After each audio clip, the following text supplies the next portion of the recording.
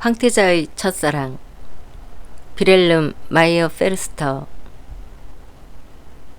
5월 3일 오후 4시에 리더의 정원에서는 하구회의 연합음악회가 벌어졌다. 나이가 가장 많은 켈러만 씨를 비롯한 하구회 급사들은 3시 전에 이미 나타나서 테이블을 배치할 준비를 했다. 가운데는 의장직을 맡은 하구회 반달 진영이, 오른쪽 앞 강변에는 작센 회원들 자리가, 그 옆에는 레나덴, 또 그 옆에는 작센 프로이센, 그리고 중앙 통로에는 슈바벤 진영과 베스트팔렌 회원들의 자리가 마주보도록 배치되었다. 리더씨가 날카로운 눈길로 이리저리 돌아다니며 가게 주인 행세를 하는 동안 캐티는 음식을 차렸다. 리더씨는 하구의 급사들과 작은 잔으로 화주를 함께 마셨고, 자신이 아침 6시부터 밤 12시까지 피워대는 거무스름한 시가를 그들에게 나눠주었다. 만약 리더씨가 1년 동안 피운 시가로 기다란 막대를 만든다면 그 길이가 자그마치 1km나 뻗게 될 것이다. 공중으로 세운다면 그 시가 막대는 오덴발트 지역의 최고봉보다 더 높을 것이다. 3시 반이 되자 연주자들이 나타나 그들에게 할당된 맥주통을 적당한 장소로 옮겨놓고 여유롭게 술 따르는 꼭지를 박았다. 그 후 노부인들과 급사들과 연주자들뿐 아니라 캐티도 나서서 나무에 등불을 매달았다. 리더씨는 다시 한번 주방을 점검했고, 캐티는 새하얀 새 앞치마를 둘렀다. 이렇게 해서 손님을 맞이할 만반의 준비를 마쳤을 때 악단이 팡파르를 울렸다. 4시 정각에 반달리아 하구회가 정원으로 들어섰기 때문이다. 어이 캐티, 안녕하세요. 그녀는 순식간에 악수를 청하고 웃으며 끈질기게 말을 거는 20개의 빨간색 학생모에 둘러싸였다. 아저씨뻘인 리더씨와 4명의 노부인들은 뒤편에 정중하게 머물러 있고, 연주자들은 저기 저 언덕에서 무엇이 내려오는가? 라는 곡을 연주하고, 6명의 하구회 급사들은 점잖게 예의를 지키며 각자의 자리에 서 있었다. 반면에 캐티는 자신을 둘러싼 사람들 속에 꼬마 여왕처럼 버티고 서 있었다. 뺨에 온통 탈지명과 지저분한 붕대를 감고 있던 땅딸막한 젊은이가 그녀에게 특별한 동정심을 불러일으켰다. 가여운 차패를, 그들이 당신을 또 찔렀나요? 아니에요. 당신도 분명 서툴렀을 거예요. 그녀는 고분고분 내맡기고 있는 그의 굵은 머리통을 양손으로 붙들고 붕대로 감싸인 부분을 자세히 살펴보았다. 어쩌면 좋아, 이런. 그러나 반달리아는 어여쁜 캐티를 잠시 동안 일행 속에 붙들어 두었을 뿐이다. 악단이 또다시 팡파르를 울렸고, 삭소 보르시아가 등장해서 이제 그들 편에서 캐티와 악수를 나눌 정당한 권리를 주장했기 때문이다. 그리고 삭소 보르시아에 이어 수에비아, 수에비아에 이어 레나니아, 레나니아에 이어 구에스트팔리아도 속속 등장했다. 연주자들은 팡파르를 울리는 사이사이에 불이 나게 맥주 한 모금 들이켜기도 버거울 정도였다. 크고 작은 개들이 지저댔고, 정원 전체가 빨간색 학생모, 파란색, 녹색, 노란색 학생모들로 북적거렸다. 그리고 곳곳에서 아직도 연달아 악수를 해야 하고, 누구와든 말 한마디를 주고받아야 하고, 누구에게나 친근하게 대하는 키 작은 여자의 얼굴이 보였다. 100여 명의 젊은 대학생들이 관심을 한 몸에 받고, 쉴 새 없이 그들 사이를 헤집고 다니고 모두와 친근하게 말을 주고받는 이 단 한 명의 젊은 아가씨. 그 모습은 정말 놓치기 아까운 광경이었다. 그녀의 환한 눈에서는 쾌활하고 거침없는 웃음이 흘러나왔고, 그들이 그토록 떠받드는 것도 아주 당연하게 받아들이는 것 같았다. 이렇게 사방이 시끌벅적한 가운데 별안간 우렁찬 목소리가 울려 나왔다. 캐티, 이리 와봐요. 그렇게 외친 사람은 작센 프로이센 하구회의 키다리 베델이었다. 그런데 그녀가 거칠게 부르는 소리에 놀라 다가오기는커녕 셀쭉한 표정으로 노려보자 그가 긴 다리로 두 개의 의자를 성큼성큼 넘어 그녀 쪽으로 와서 말했다. 캐티, 삭소 보루시아가 그대에게 이걸 수여하노라. 휘장이로다. 이것을 고결하게 두르고 그대를, 나를, 우리를, 삭소 보루시아를, 하이델베르크를 욕되게 하지 말지어다. 그는 자기 하구회의 사색 비단 휘장을 벗어 어리둥절해 있는 그 처녀의 어깨와 허리에 걸쳐 비스듬히 눌러주었다. 나머지 하구회 회원들이 뜻밖의 일격을 받고 그 기발한 착상에 약간 떨떠름한 얼굴로 거느다 보고 있는 동안 작센 프로이센 회원들은 의기양양하게 맥주 조끼로 테이블을 치며 외쳤다. 브라보! 캐티 만세! 건배 캐티! 삭소 보르시아가 다시 한번 어떤 비상한 짓을 감행하려는 이 조마조마한 순간에 침착성을 유지하고 있던 유일한 사람은 반달리아의 그림씨였다. 캐티, 왜 그러세요? 반달리아도 마찬가지로 그대에게 휘장을 수여하노라. 그는 눈 깜빡할 사이에 빨강, 금색, 빨강으로 된 휘장을 자신의 조끼에서 떼어내 그녀의 가슴에 둘러 묶어주었다. 반달리아 회원들 전체가 기뻐하며 환호성을 질렀다. 브라보! 반달리아 회원이 된 캐티 만세! 캐티, 그대의 건강을 위하여 단숨에 비워라. 단숨에 비워라. 소동이 벌어지고 외치고 환호하는 소리에 다들 귀가 먹먹할 정도였다. 그래서 즉각 결단을 내리고 다른 하구회가 한 행동을 본받아 자신의 노란색 비단 휘장을 캐티의 허리에 둘러준 스웨비아의 대표는 발언할 기회도 얻지 못했다. 실은 가까이 앉아있던 사람들만 겨우 알아들었을 뿐이다. 이로써 스웨비아 회원들이 캐티를 연이어 외칠 차례가 되었고 유별나고 흥겹고 요란한 소동이 한바탕 더 벌어졌다. 다음으로 레나니아가 따라하자 구에스트팔리아도 좋든 싫든 간에 마찬가지로 따라했다. 이제 기쁨으로 뺨이 발갛게 달아오른 그 아가씨는 웃고 있는 대학생들 한가운데 서 있었다. 비단 휘장 5개를 모두 자신이 탄탄한 가슴 주위에 휘감고 있어서 거기에 달려있던 작은 제비꽃 다발은 완전히 덮여 보이지도 않았다. 빨강, 파랑, 금색, 녹색, 하양, 노랑, 검정, 이 모든 색들이 그녀의 하얀 블라우스에서 매끄러운 광택을 내뿜고 있었다. 그녀는 웃으면서 약간 멍해져서 주변 사람들을 둘러보기도 하고 자신의 가슴 위에서 오르락 내리락 흔들리고 있는 새 휘장들을 쳐다보기도 했다. 그 후 그녀는 늘 그랬듯이 깊이 생각해 보지도 않고서 바로 곁에 있던 맥주잔을 무턱대고 짚더니 높이 치켜들었다.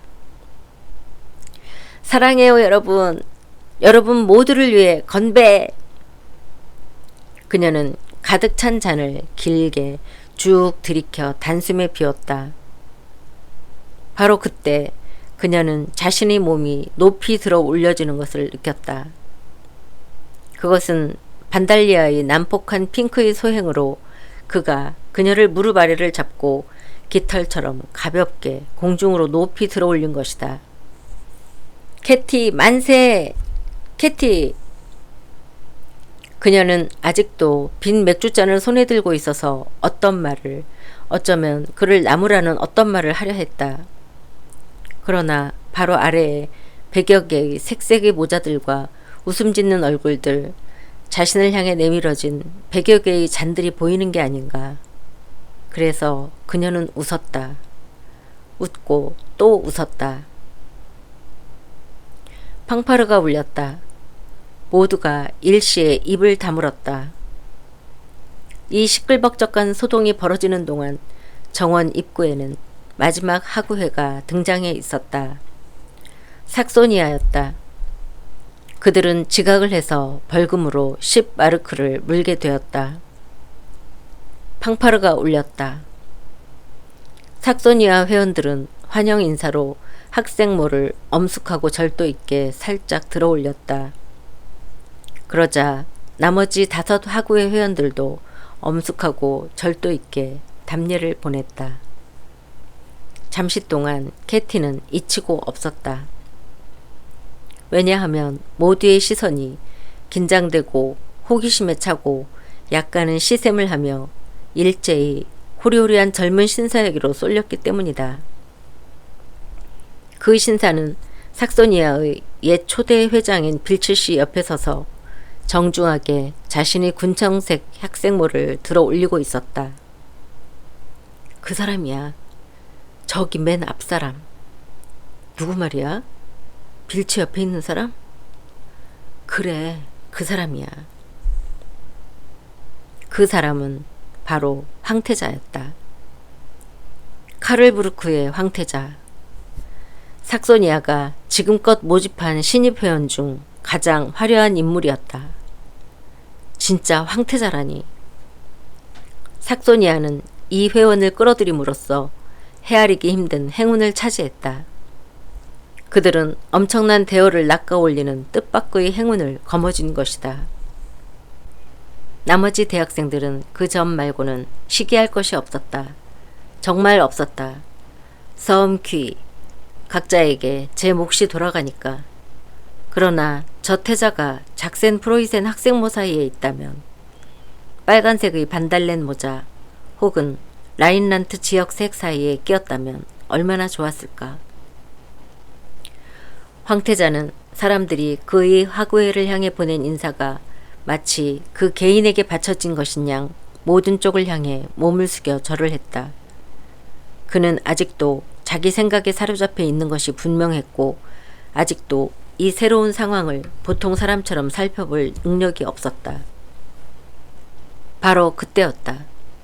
맹세코, 캐티의 행동은 너무 지나친 것이었다. 모두가 그 장면을 보기 위해 목을 길게 빼어 느리고 있었다. 그녀가 인사를 건네며 황태자의 2 손을 붙들고 있다니. 아, 그렇지. 그와는 아는 사이였지. 그는 되르펠 부인 집에서 지내고 있으니까. 나머지 모든 사람들과 마찬가지로 깜짝 놀란 그의 하구의 회원들이 그들 2 사람 주위로 둥그렇게 원을 그리며 모여드는 동안 태자는 얼굴이 벌겋게 달아올랐다. 미안하지만 캐티 하고 말하며 빌츠씨가 그녀를 떼어내려고 조심스럽게 시도했지만 그녀는 그의 말에 아랑곳하지 않았다.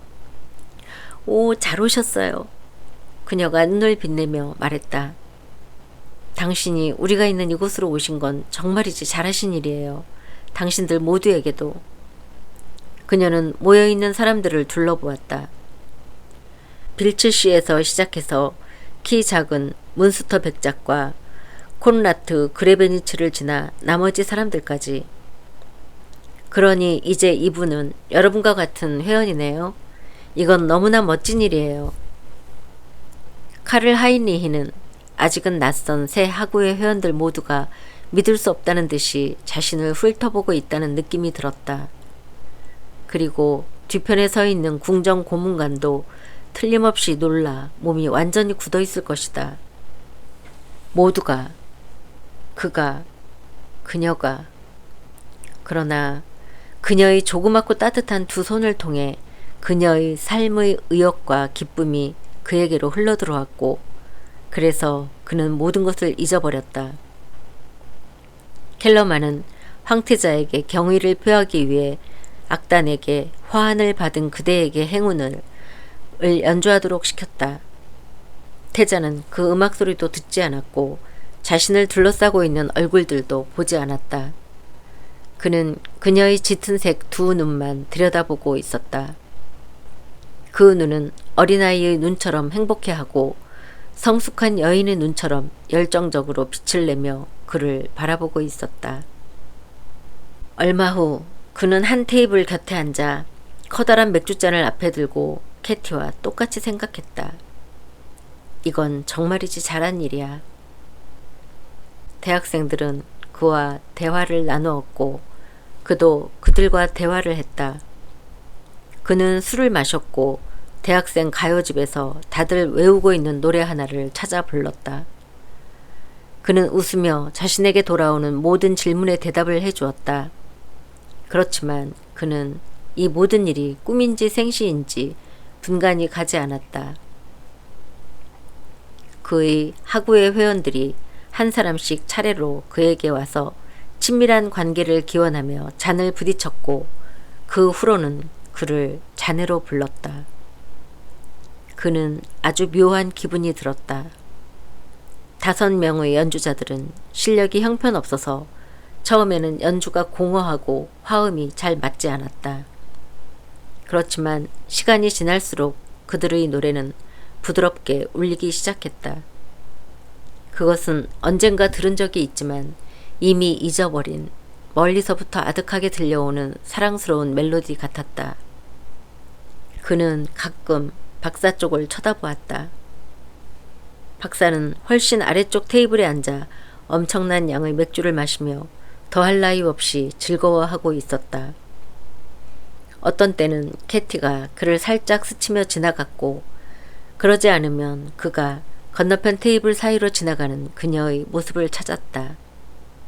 그들 두 사람의 눈길은 언제까지나 떨어질 줄을 몰랐다. 이윽고 밤이 되었다. 산 중턱에 자리 잡고 있는 성은 밤의 어둠에 잠겼고 강 건너편 하이델베르크 시내의 집들에는 불이 밝혀졌다. 그래서 리더 씨와 하구의 급사들도 모든 테이블 위에 매달려 있는 등불에 불을 켰다. 그런 다음 나무들과 강변 옹벽에 달려 흔들거리고 있는 등불에도 불을 켰다. 알록달록한 등불과 각양각색의 모자들과 환하게 빛나는 덤불숲의 초록색이 영롱한 색채의 조화를 만들어냈다. 카를 하인리 옆에 앉아있던 콧수염이 축 처진 카를 빌츠가 그는 sak소니아의 가장 뛰어난 펜싱 선수였지만 회원들이 불쾌해진 거친 얼굴들 사이에서는 변장한 처녀 같아 보였다. 특유의 나지막한 목소리로 태자에게 말했다. 괜찮다면 잠시 산책이나 하세. 그러지. 오래 앉아있으면 나른해지거든. 그들은 줄지어 늘어선 테이블을 지나고 천정도 낮고 불빛도 제대로 비치지 않는 복도를 빠져나와 한 길로 나섰다. 울타리 앞에서는 처녀 총각들과 다 큰 계집애들이 모여서서 음악 소리에 귀를 기울이고 있었다. 본체에서 제법 멀리 떨어진 곳은 아주 조용했고 어쩌다가 가끔 한 쌍의 연인들이 그들 곁을 지나 어둠 속으로 몰래 사라질 뿐이었다. 달은 아직 떠오르지 않았고 거리는 여름밤의 어둠에 덮여 있었다. 멀리 걸어갈수록 음악 소리는 더욱 희미하고 아득하게 들려왔다. 악단이 3명의 하구들이 유쾌하게 라인강을 건너가다 라는 곡을 연주하고 있었지만 오른편 네카강 풀밭에서 귀뚜라미가 찌르륵거리고 개구리 몇 마리가 개굴개굴 울고 있어서 잦아드는 소리처럼 겨우 희미하게 들릴 뿐이었다. 하이델베르크는 마음에 드나? 그것은 침묵을 깨기 위한 상투적인 질문에 지나지 않았지만 아직도 조심스럽게 억제되어 있던 카를 하인리히의 행복한 마음속으로 구원의 말처럼 파고들었다. 자넨? 태자는 마치 생애 처음으로 자신의 마음을 열어주려는 사람처럼 상대의 손을 꽉 잡았다. 카를 빌츠는 가슴이 뭉클해졌다. 그는 이렇게 격정적인 악수 속에 무엇이 깃들어 있는지는 물론 알지 못했지만 마음만은 뿌듯하고 감격스러웠다. 그것은 마침내 구속에서 풀려나 자신의 삶의 열정을 모조리 발산하려는 한 인간의 엄청난 갈망이었다. 태자인 이 사람이 나에게 친구가 되어달라고 청하다니. 얼마 후 그들은 다시 다른 사람들과 어울려 전나무 탁자 앞에 앉아 있었다. 사람들의 기분은 더욱 흥겨워진 것 같았다. 태자 주변에서는 웃음 띤 젊은 얼굴들이 환하고 다정하게 그를 바라보고 있었다. 모두가 그를 위해 축배를 들었다.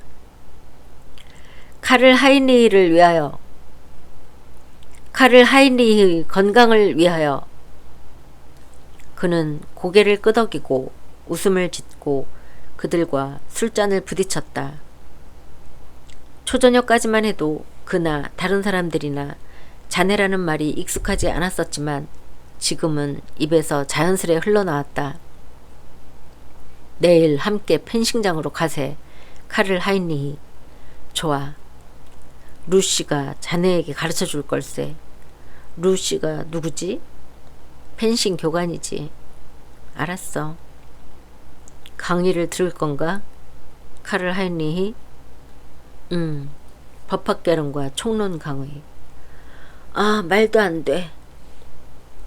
그들은 하나같이 경멸감을 내보이며 하이델베르크에서는 강의를 듣는 사람이 없고 적어도 5월에는 없으며 더구나 첫 학기에는 전혀 없다고 설명해 주었다. 그는 미소를 띠며 모두가 한 목소리로 가담해서 열을 내며 들려주는 이야기를 겉으로는 주의 깊게 들었다. 그러나 그에게는 따뜻한 여름밤과 그 공기 속으로 어떤 싸늘한 것이 무언가 파괴적이고 음험하고 완강한 힘이 멀리서부터 밀려드는 듯한 느낌이 들었다. 카를부르크의 음울한 성에는 그를 이곳으로 보내 학문에 힘쓰도록 결정한 한 사람이 앉아 있었다. 태자는 하이델베르크에서의 1년을 대학 생활의 낭만을 즐기는 것이 아니라 학문 도야의 일부로 받아들여야 합니다. 그는 가슴이 뜨끔해져서 대공의 지시가 잘 지켜지도록 이곳으로 함께 보내진 박사 쪽을 쳐다보았다. 그러나 박사 양반은 양손에 포도주를 한 병씩 들고서 술을 질 항아리에 철철 부어넣고 있었다. 아니야, 거기에 레몬은 들어가지 않아. 카를 하이니히는 그가 흥분해서 이렇게 외치는 소리를 들었다. 아래쪽 테이블에서 누군가가 반박하는 말을 하자 박사는 포도주병으로 식탁을 내리치며 흥분해서 새빨개진 얼굴로 소리쳤다. 난 카를부르크에서 펀치를 수도 없이 만들었어. 레몬이 들어가야 하는지 아닌지 정도는 알고 있다고 빌어먹을. 이날 밤 루츠 씨는 집에서 앉아 태자나리가 돌아오기를 기다리고 있었다. 난 아마 11시 전에는 돌아오기 힘들 거요. 하고 태자는 말했었다. 루츠, 당신도 원한다면 그때까지 맥주 한 잔 마시러 나갔다 와도 좋아요. 루츠 씨는 분부대로 했다. 더 정확히 말하자면 그는 맥주가 몸에 맞지 않아 적 포도주를 큰 잔으로 몇 잔 마셨다. 포도주 맛은 나쁘지 않아서 루츠의 기분은 저녁 시간이 흘러감에 따라 최근 며칠 이래로 꽤나 평온하고 온순해졌다. 그는 생각했다. 어떤 것도 극단으로 몰고 가서는 안 돼. 불평만 하느니 차라리 이 빌어먹을 대학 도시에서 1년간 죽어 지내는 편이 낫겠어. 메뚜기가 뛰어봤자 풀밭이지 뭐. 10시 30분이 되자 그는 착실한 모든 시민들과 똑같이 집으로 돌아와 방마다 등불을 켜고 태자의 침실을 정돈하고 나서 창밖을 내다보았다. 그는 살짝 하품이 나왔지만 아직 졸리지는 않았다. 더구나 태자께서 이제 곧 집으로 돌아올 시간이었다. 11시가 되었다. 군주 일가의 시종이라는 직업은 유별나고 엄중했다. 그는 같은 직업을 가진 사람들을 여럿 알고 있었다. 다른 궁정으로 출장을 갈 때 소개받은 사람들이었다. 로자노프, 크롤, 비팅스펠트. 이들은 때때로 유럽의 상황을 좌지우지하는 남자들이었다. 그는 누구보다 먼저 로자노프를 떠올리지 않을 수 없었다. 얼마나 대단한 남자인가. 그는 러시아의 추밀 고문관처럼 보였고 메디치가의 훈장을 달고 있었다. 또는 코부르크 대공전하의 수속 시종인 베른후트도 있었다. 그는 부하들에게는 친절하고 세심하고 관대한 호인이었고 신분이 높은 사람들과 교제할 때는 지극히 당당한 태도를 내보였다. 또는 사람들이 50만 마르크의 가치에 비유하는 레그란트라는 자나 여자복을 타거나 수많은 전설을 뿌리고 다닌 쇠퍼도 있었다. 밤 12시 자정이었다. 카를부르크에서는 시종들은 11시가 되면 적당한 온도가 유지되는 방에서 잠자리에 들었다. 그들은 불을 끄기 전에 오래된 적포도주를 한 잔 마시고 포근한 비단 이불을 끌어당기며 노곤하게 사지를 뻗었다. 규칙적인 생활은 사람의 건강을 지켜주고 일찍 잠자리에 드는 것이 으뜸가는 삶의 지혜다. 이 지긋지긋한 곳에서는 이 모든 것이 지켜지지 않았다. 새벽 1시, 루츠 씨는 깜짝 놀라 일어났다. 그는 창가에 놓인 등나무 의자에서 깜빡 선잠이 들었고 깨어나 보니 딱딱한 창문턱에 몸을 받치며 올려놓고 있던 오른팔이 쑤셔왔다. 빌어먹을. 이게 무슨 짓이란 말인가. 새벽 1시가 되어도 아직 돌아오지 않다니. 11시에 오겠어 하고 말했다면 11시에 나타나야 할 게 아닌가. 싸늘한 밤바람이 열린 창문을 통해 흘러들었고 그 때문에 루츠 씨는 기침을 했다. 그가 잠시 조는 사이에 감기에 걸린 것이 아주 확실했다. 그는 초조해서 방 안을 서성거렸고 화가 치밀어 이리저리 돌아다녔고 완전히 지쳐버렸다. 마침내 건너편 교회 시계탑에서 2시를 알렸다. 느닷없이 그는 어떤 불안에 사로잡혔다. 무슨 사단이 벌어진 거야. 황태자가 살해되었어. 그는 이 우스꽝스러운 생각을 금세 다시 떨쳐버렸다. 그렇지만 마음이 뒤숭숭해서 더 이상 안정이 되지 않았다. 그는 나뭇가지 모양의 낡은 촛대를 들고 바깥 복도로 나섰다. 여주인을 깨워야겠어 하고 그는 생각했다. 그 여편네는 잠자리에서 일어나 내 말상대가 되어줘야 해. 그는 처음에는 되르펠 부인의 방문에 둘째 손가락 마디로 살그머니 노크를 했지만 나중에는 주먹을 거머쥐고 마구 두드렸다. 그러나 아무런 대답도 들리지 않았다. 문 손잡이를 누르자 곧바로 문이 열려 그는 약간 곰팡내 나는 방 안을 촛불로 비춰보았다. 아무도 없어. 침대는 비어있군. 그 젊은 계집의 침대도 마찬가지로 비어있어. 새벽 2시 반인데도 말이야. 방구석에서 무언가가 움직였다. 집에서 기르는 고양이였다.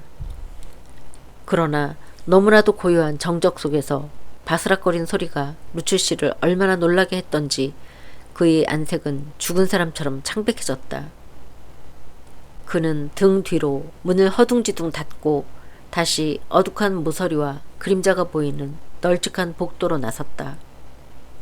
깜깜한 집안에 사람이라고는 그림자도 보이지 않고 그는 완전히 홀로 남겨져 있었다.